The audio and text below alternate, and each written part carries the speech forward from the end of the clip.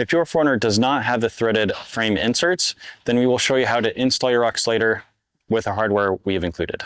We will be sending you either 8 or 12 blind bolts, depending on the threaded holes you're missing, and we'll include 2 washers per blind bolt. The way this works is there is a dot indicating the position of the lock in the rear. So you're going to insert this through the frame.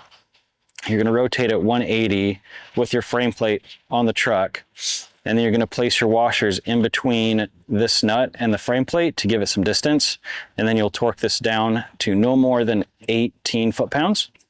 The tools you'll want are a stubby flathead screwdriver so that you can hold this still, and then you're going to want a 15mm box end wrench. So to install, again, we're going to make sure that the dot is up.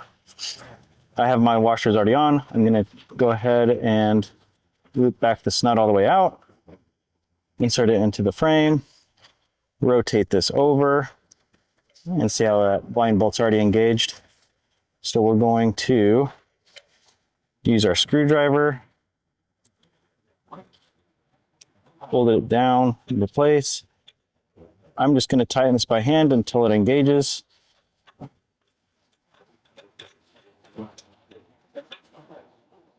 There we go. Now I'm going to take my 15mm wrench. I have a ratcheting one, so it's a little easier.